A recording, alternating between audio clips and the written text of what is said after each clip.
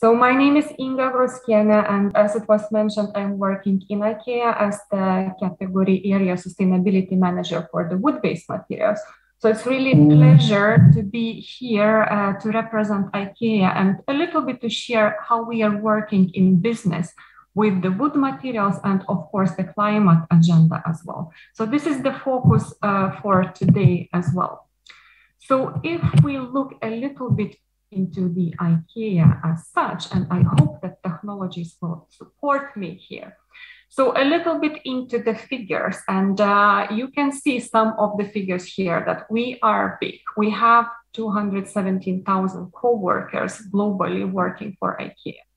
We have a lot of business partners, our suppliers, and the number is above 1,600 actually, located in different countries and really helping us. We have a lot of products, we have a lot of visitors, and of course that is putting quite a big responsibility on us as well.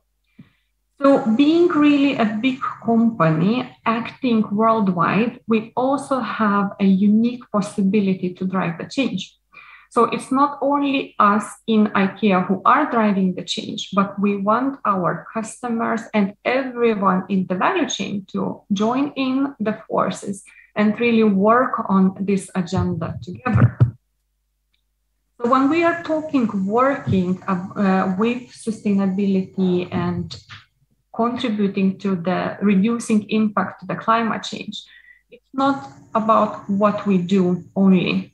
It's a lot about not only what we do, but how we do things. And here we are driven by our vision, where we say that we want to create a better life for the many people. And of course, the many people is whoever is connected to us in different ways, including our value chain. So we want to include everyone to support the agenda, as in the end of the day, we are working and acting in the world where we all need to live in. And of course, we are creating the future. So how we act, it matters a lot. And also talking about the values what we have in IKEA, one of them is really being good for the planet and people.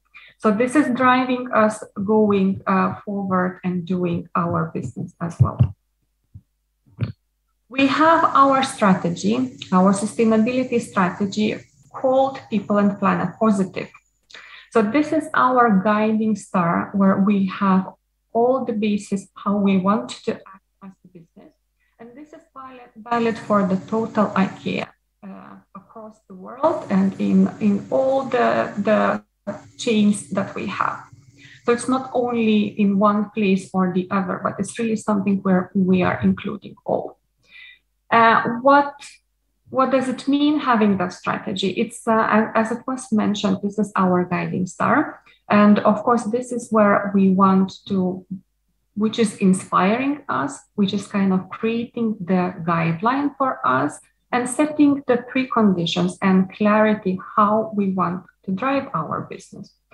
We have this strategy quite for a while, but in 2018, it was even more strengthened with having even more tough ambitions going towards 2030 as well. What I would like also to mention here that, of course, we are not creating our strategies like from nowhere and really just being creative ourselves. Our strategy, sustainability strategy, is really guided by Unsustainable development goals. So what we have there, it's really following what we have in this document as well. We have a lot of challenges in the world, and of course, as a big business and responsible business, we want to fight with those challenges as well. So we have the three main things what we want to address with all the work we are doing with our business. And starting with, of course, it's the climate change. It's a huge thing affecting everyone personally in the businesses. And I think it's becoming more and more visible reality every day. So we really need to put all the possible efforts, because what we are doing today is not enough, and we are fully aware with that. Then, of course, the unsustainable consumption. The number of people in the world is growing, and with that, the consumption is growing. We like to buy the nice things without thinking too much. What does that mean for the future? And we need to think about that because, of course, we want to have a future. It doesn't matter if we talk about our own future and our new generations as human beings, but we're also talking about the future of the business. Being the big business, again, being able to influence and to be able to drive this creating of a better world as well. So we feel that this is a big pressure, what is happening in the world. And at the same time, of course, this is the possibility to see what we can do from our side. And one more challenge, of course, what we have in the world and what we want to support sorting out in our part of the business is the inequality. We know that there are a lot of differences in the levels how people live, and we need to address that. In one way, some people are escaping from the poverty today, but at the same time, the gap between poor and rich is increasing. And what we want to do, of course, it is that, again, with our vision leading us, we want to create better life for the many people. So we want to address the inequality as well, so that as many as possible can feel that they can live and afford the life what they can. So our actions are targeting to these challenges. Then if we look a little bit more into our people and planet positive strategy and what is behind, there are 3 focus areas what we are addressing. And that is healthy and sustainable living. It's about circular and climate positive, and it's also about being fair and equal. What does that mean in reality then?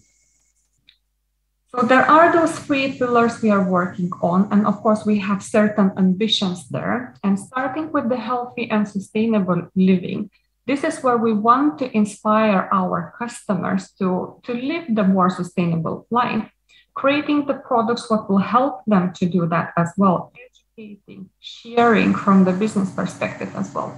So our ambition is by 2030 to inspire and enable more than 1 billion people to live a better everyday life within the limits of the planet.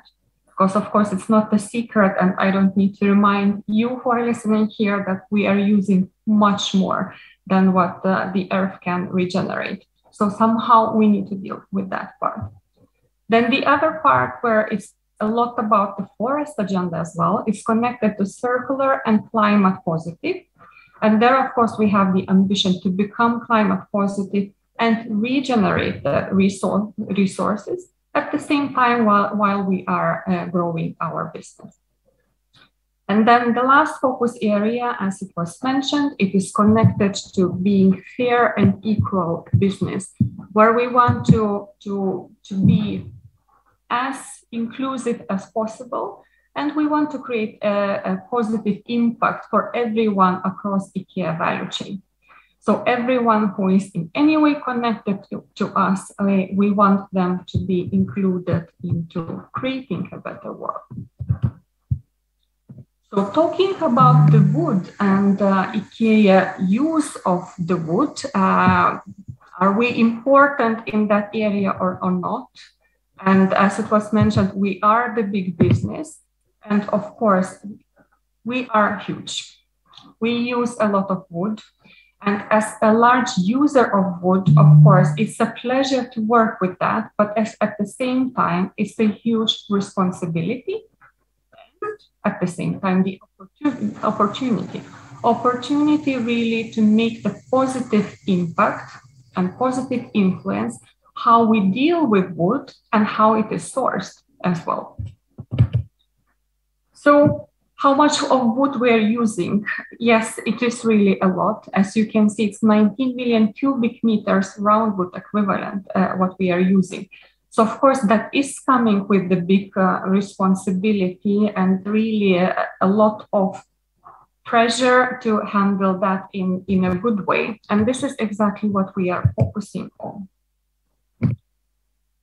We are already reaching our long-term forestry goals, what were set in 2012, using as much as possible more sustainably sourced materials. But on top of that, we are also launched our forest positive agenda for 2030. So as it was said, the goals were set in 2012 already, and already last year we have managed to be on more than 98% of wood, or all the wood used for our products sourced from more sustainable sources, which means either FSC certified or recycled wood. But we are not stopping there. Of course, the journey needs to continue, and here I would really want to highlight, of course, reaching these goals was not done in isolation, only us working on that.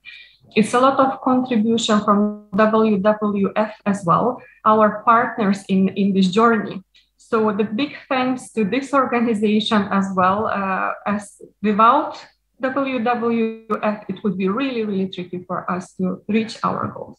So now it's really time for this new forestry agenda, and even more focusing on what we can achieve and strengthen for 2030.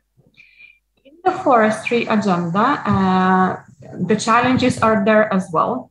So on top of these challenges, what were mentioned before in general, of course, we have specific things for the forest. And there we are talking about the illegal logging, we are talking about deforestation, loss of biodiversity, which is very visible, of course, as everywhere, climate change, but as well also the unsustainable management of the forest. So these are the challenges what we need to address in the business. And that is done by launching this forest positive agenda for 2030. Really increasing even more the ambitions what we are having. So what is behind that? So what we are trying to do there, to start with, it's about making responsible forest management the norm. And when we are talking about that, the intention is not only talking about our own business only, but also going beyond.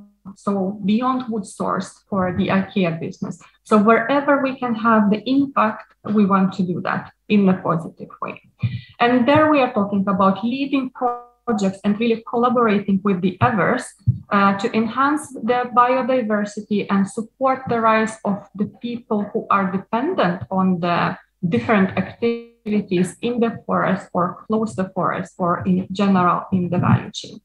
And of course, it's also continuing using the wood only from more sustainable sources and really accepting only the certified wood from the most credible partners, the third-party certification systems as well. The second point is talking about how the deforestation and reforest degraded landscapes. So here we are taking actions as well. And we need to secure that we are really working on this agenda. And just important thing to mention that we are not contributing to deforestation already today with our wood materials. We are focusing on that a lot. But we want to do even more and also addressing the topics of deforestation and also that we have as little impact in conversion of natural ecosystems as well. So a lot of work will be done there as well. And then the last point is about driving the innovation to use wood in smarter ways. Again, talking about resources, my personal opinion is that wood is absolutely the most beautiful material what we can have. Having products from wood is kind of bringing a small piece of nature into your home. So we need to deal with that in the responsible way and use it in a smart way. So here it's coming, working with the innovation and seeing how we can use wood better in every day so that we can secure that we have resources and this beautiful material in the future as well. So talking about the materials in general, the task what we have with the business is increasing the climate footprint and taking the full value chain approach. So it's not only in production or not only in transportation, but into the totality as well. And of course, it's always a lot of discussion what is making the biggest impact. And very often transport is seen as the area where we are committing to the greenhouse gas emissions a lot. But in reality, our materials are absolutely the biggest part in contribution to the greenhouse gas emissions. So as you can see, materials and food ingredients together are standing for 48% from all the climate footprint we are doing as a company. And of course, it's very important to address that. And just to mention as well, out of this 45% what you see in the materials, almost 60% is coming from wood-based materials as wood, not in climate footprint, but the share of all the materials what we are using. So 60% is wood. In the climate footprint, it's approximately 20%. So it's very good material, but still we need to work with it in a good way. So what do we do with our materials and how do we work with that? And specifically talking about wood. We need to deliver on both affordability and sustainability. This is the task. Why affordability as well? It's not about the low price. It's about reaching as many people as possible, as we see our customers as well as contributors to the sustainability agenda. And it's also about this co-creating the better world together. So doing that, we are working on three main things: on the renewable materials, having as much as possible of renewable materials in everything what we are producing our products from. We are also working a lot on increasing recycled and recyclable material share. And last, but absolutely not least, it is resource efficiency. And in resource efficiency, we are talking about utilizing as much as possible the roundwood. So when we are cutting the tree, that we secure that as much as possible of that is used for the best possible purpose. And maybe also what is worth to mention here is that it's not working in isolation on one or the other, just thinking more about renewable or recycled, but then forgetting resource efficiency. What we truly believe in is really the combination and working on those three at the same time to secure that we can have the best possible positive impact in our business. So to conclude this, I would say that even though there are a lot of challenges in the world, we are really, really optimistic about the future. We believe that we know what to do. We have very high ambitions. Sometimes maybe we don't know exactly how we will reach them, but focusing and putting our efforts together, we're always finding the way. So we have shown that we reached already the tough goals what we had set in 2012, but now it's the next step. And of course, it's cooperation with the others. It's not done in the isolation, but we are ready to reach our high ambitions because, again, we are the responsible business and having a big part of our market in the world, we are really responsible to secure that we are doing it in the best way, driven by our vision to create a better life for the many people. So thanks a lot for your attention.